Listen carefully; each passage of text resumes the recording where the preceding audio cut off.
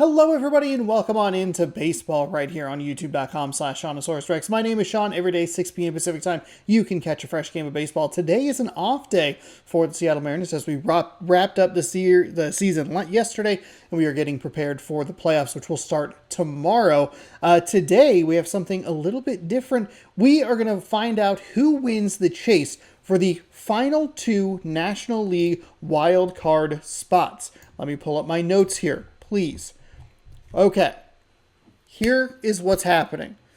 In the National League, there are three teams vying for two spots. The Padres, they are in the best position. All they have to do is win and they are in. I said on Saturday when I was taking a look at it that the Padres were fine. Turns out they actually weren't fine because they lost both season series to the Marlins and the Cubs, which would mean that if they were to all end up with ties, the Cubs would get the second wild card, and the Marlins would get the 3, and the Padres would be out, which is wild. I didn't even think about that until I ended the video. I was like, shoot, messed up on that one. But they are in the best position. All they have to do is win, and they are in. They can also clinch with a Cubs or a Marlins loss. So, pretty easy. Just take care of your business against Arizona, I believe, and you're fine. The Cubs are in the second best position. They are also winning in. They split the season series against the Marlins, though they do have the tiebreaker with the division record. The Marlins are in the worst position of the three. They need to not only win, but they need some help. They need the Cubs or the Padres to lose to make it into that third wild card spot. So we're going to just kind of see how that happens. We'll take a look at the Marlins game. We'll take a look at the Cubs game. And if necessary, we will take a look at the Padres game. We'll be doing the division series starting tomorrow. We're just going to skip right through the wild card. And we're just going to do the Mariners and focus on them. And then regardless of if we make it to or don't make it to the World Series, we will be watching the World Series and we'll take little breaks. And I'll have more information about that at the end of the video. For our first game, we will head to beautiful Toronto, the site of the hit film Turning Red, for a must-win scenario for the Miami Marlins. Making matters worse for the Miami Marlins, they have gotten so far swept a 7-3 loss and a 4-0 loss, so really stacking the odds against these Miami Marlins. Jose Barrios is the starting pitcher for the Toronto Blue Jays. 32 starts, with an 8-14 record, a 3.67 ERA. We'll get it started here in the top of the first with one out, where Nick Gordon hits a no-doubt home run to right field and puts the Marlins on the board early, 1-0. It is his 6th home run of the season, 402 feet on the distance. It would be the only run or hit or anything notable to happen. 1-0 Marlins after a half inning. Sandy Alcantara is the starting pitcher for the Miami Marlins. 25 starts, 11-13 record. That is a high record or decisions to games started ratio. An ERA just under 4. With one out and one on, the Toronto Blue Jays will get a single that advances the runner from first to third and threatens to tie the game up almost immediately. An easy fly ball ends the inning here after strikeout got out number 2 and then a 3-2 pitch missed to walk the bases loaded. Marlins escape a tough first inning, 1-0. Heading to the top half of the second, it is going to be a fair ball into the corner, and that will be a double. Marlins off to a good start in both the first and the second inning here. And then immediately following that double, pitch is hit into right field. That is going to score the run and double up the lead, 2-0 on a single with a throw that is well off the mark. A single here is going to put runners on first and second, and the Marlins are in business to really start blowing this game open early. A strikeout here after a double play ends the inning. Toronto escapes. We're moving ahead to the top of the 4th inning. 2 outs and 2 strikes on the count, and it is a home run to left center field. Brent Rooker hits his 33rd home run of the season, and it extends the lead 3-0 Miami. But the Toronto Blue Jays have a great opportunity as that is smacked into right field, the right field corner, for a lead-off double. Unfortunately for them, a ground ball to the shortstop does not allow the runner to advance, and that's out number 1. And hey, we're going right back there as another ground ball right to the shortstop again doesn't allow the runner to advance, out number 2. And a fly out to center field will be out number 3, ending the threats. 3-0 after 4. Makes the grab. It's the bottom of the seventh. The pitchers have dominated the last few innings, but the Blue Jays can cut into the lead here with a nice double into the right center gap there.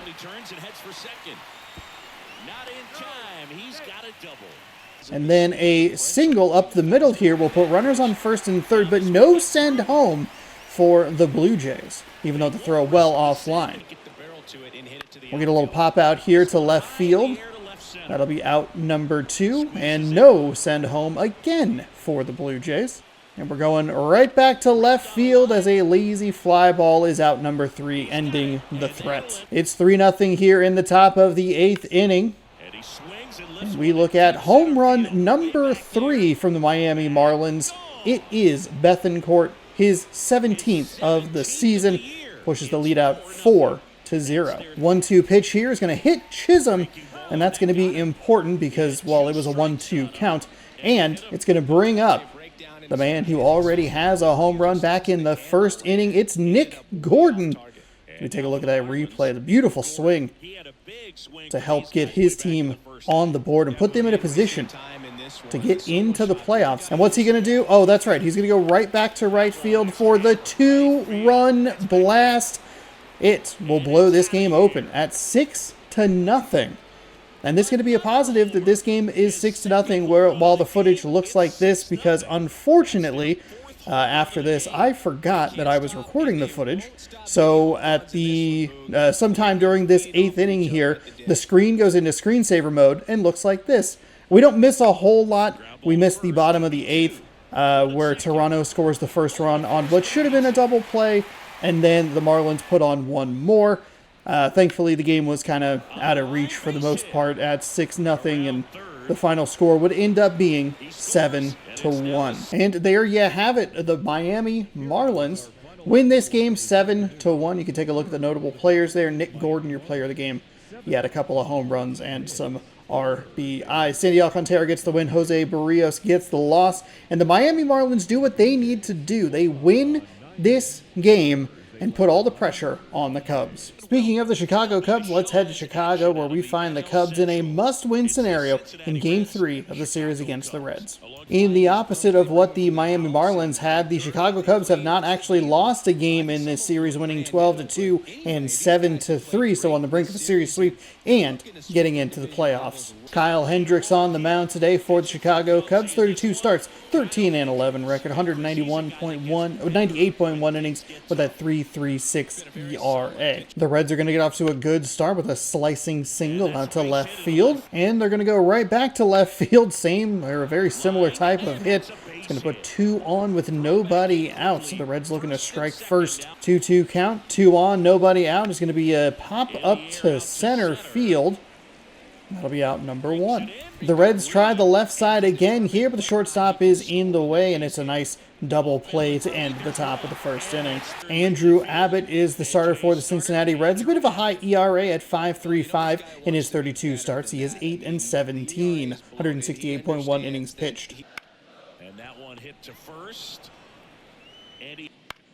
Out to short. Andrew Abbott will go on to dominate the Cubs in the bottom of the first inning, needing just 5 pitches to record 3 outs. The Reds, though, would continue making good contact with the ball, though. Ouch, this one goes off the pitcher, and it will be a single. The pitcher would remain in the game, and on that horrible swing and miss, we have a steal attempt, and he is safe at second. The Reds continue to test that left side of the infield. Shortstop in great position.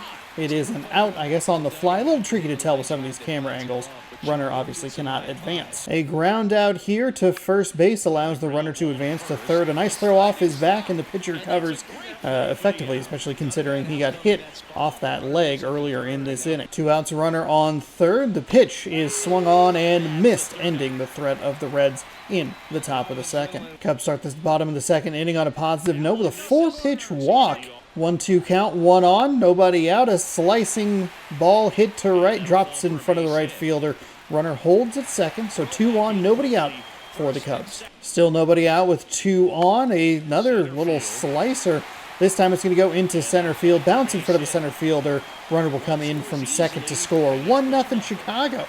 Good news for them. Cincinnati still in a dangerous position here. 2 on, nobody out. They're going to get the ground ball. He'll go to first, take the automatic one. You like to see that. A small pop-up here is going to produce out number 2 and prevents either runner from trying to advance. The Reds in this game love the left side, and apparently the Cubs love the right side. They test the first baseman again.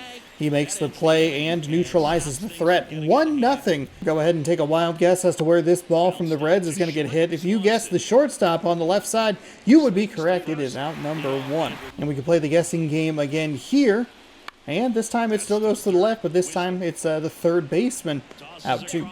Something a little bit different this time as the Reds are going to smash this ball to right field, but it's caught for the easy out. We moved out of the top of the 4th, nobody out, as both defenses have played very well. First baseman can't quite make the dive, and it's a single for the Reds to start things off. With a 1-2 counter to runner on, a little kind of just excuse me swing knocks that out into right field, advancing the runner. 2 on, nobody out. Cincinnati in business. Great play here by Ellie De La Cruz to beat out the double play. Fires to second and well safe at first. Runners on the corners with 2 out, looking to tie this game up. And here we have a force out to second, which kills the opportunity. Even though he has a high ERA, the Reds pitcher is dominating the Cubs, and the Reds on offense keep knocking out hits. A little 2-out damage could do the trick with a nice double there. But unfortunately, it's a hit out to right field. Easy fly ball. And the small threat is ended. After neither team really poses much of a threat to score, we jump to the top of the 7th inning. Ellie De La Cruz is going to lead off here for Cincinnati. And he makes this swing count with a no-doubter. Looks like it's going dead center. And that is going to tie this game up at 1 apiece. His 20th home run of the season. Remains 1-1 as we jump to the top of the 9th. And again, the Cincinnati Reds pound that left side of the field over the outstretched arm of the third baseman. It will be a leadoff single. With 1 on and nobody out, this ball's cracked out to left field. He is chasing. It is going. It is going. You can see the numbers, and that is gone. A home run. 2-run blast for the Cincinnati Reds. Will Benson, his 19th of the season. And that is a huge 2-run shot. And the Reds are not done yet with nobody out and nobody on. A slicing ball is hit to left. Looks like the Cubs defender misjudges where the ball is going to land. And it is going to end up as a double for Cincinnati. Trying to pour more on. A shot to the first baseman here allows the runner to advance to third, and the Cubs pick up out number 1. Still a runner on third with 1 out. It's a ground ball. Excellent diving attempt to stop that. It's going to be out number 2, but the run scores now 4-1 Cincinnati.